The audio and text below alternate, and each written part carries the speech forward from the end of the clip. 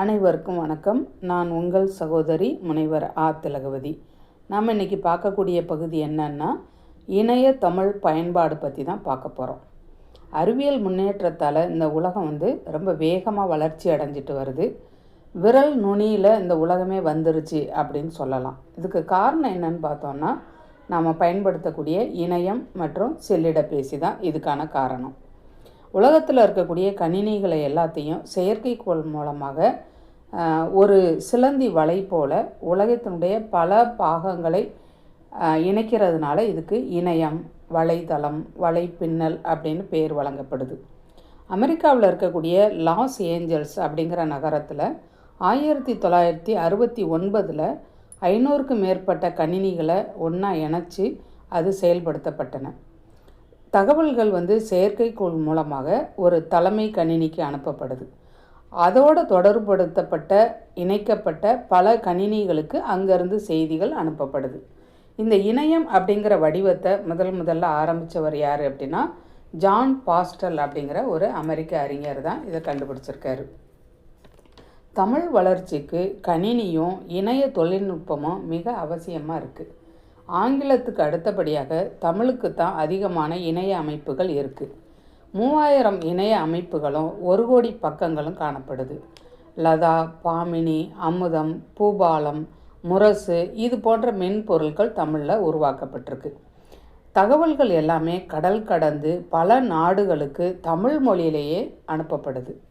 இந்த மென்பொருட்கள் உருவாக்கப்படுவதற்கு முன்னாடி எழுத்துரு சிக்கலும் தட்டச்சு செய்வதில் சிக்கல்களும் இருந்துட்டு வந்திருக்கு. தமிழ் ஆர்வலர்களாலையும் தமிழ் மொழி பேசக்கூடிய தமிழ் அறிஞர்களாலையும் இந்த மென்பொருட்கள் உருவாக்கப்பட்டிருக்கு. சங்க இலக்கியங்கள் முதல் தற்கால புதிய படைப்புகள், புதுமையான படைப்புகள் வரைக்கும் பல அரிய நூல்கள், வார இதழ்கள், கால் ஆண்டு இதழ், அரையாண்டு இதழ், ஆண்டு இதழ்கள் என அனைத்தையுமே இந்த இணையத்தில் நம்ம சேமித்து வைக்க முடியும். இந்த தமிழ் படைப்புகள், தமிழ் படைப்பாளர்கள் இவங்களை உலக அளவில் அவங்கள அறிமுகப்படுத்துறது தான் இந்த வலைத்தளங்களோட ஒரு பயன்பாடாக இருக்குது. தமிழ் செய்திகள், ஓவியங்கள், காணொளி காட்சிகள், ஒளிப்பதிவுகள் இது எல்லாமே வலைத்தளங்களில் பதிவேற்றம் செய்யப்பட்டு நமக்கு பயன்படுவதற்கு கிடைக்கிது. தற்காலத்தில் முகநூல், கட்செவி அஞ்சல், சுட்டுரை இது எல்லார் கையிலையும் பயன்பாட்டில் இருக்குது. இந்த மின் நூல்களை கைபேசி வழியாகவும் கிண்டில் வழியாகவும் நாம் பார்த்து படித்து தெரிஞ்சுக்க முடியுது. இந்த நூல்கள் எல்லாமே பிடிஎஃப் வடிவில், அதாவது கோப்பு வடிவத்தில் நமக்கு கிடைக்கிது. தமிழ் சொற்களை அகர வரிசைப்படி கிடைக்கும்படியாக மென்பொருட்களும் இணையத்தில் கிடைக்கிது. இணைய வழியாக மாநாடுகள் நடத்தப்படுது, கருத்தரங்குகள் நடத்தப்படுது, பயிலரங்குகள் நடத்தப்படுது, இணைய வழி சந்திப்பு கூட்டம் நடத்தப்படுது, வாசகர் வட்டம் நடத்தப்படுது. இது போன்ற நிகழ்வுகள் எல்லாமே இந்த இணையத்தின் வழியாக நடத்தப்படுது. இது எல்லாருக்கும் பயனுள்ள வகையிலேயே அமைஞ்சிருக்கு. மதுரை திட்டம் அப்படிங்கிற ஒரு தளத்தில் அரிய பல தமிழ் நூல்கள், ஓலைச்சுவடிகள், படங்கள், ஒளிப்பதிவுகள், மரபு சொற்கள் இது எல்லாமே இலவசமாக படிக்கும்படி வகை செய்யப்பட்டிருக்கு. தமிழ் மின்னணு புத்தகங்களுக்கென தமிழக அரசு பல இணையதளங்களை ஏற்படுத்தி கொடுத்துருக்கு.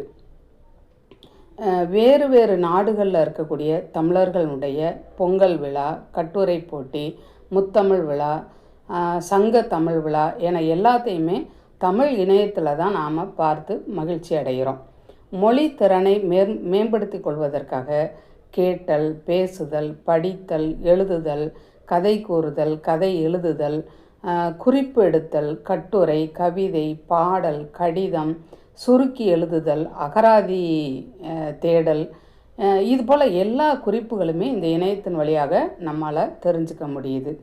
மேலும் ஒரு நல்ல தகவலோடு உங்களை சந்திக்கிறேன். நன்றி, வணக்கம்.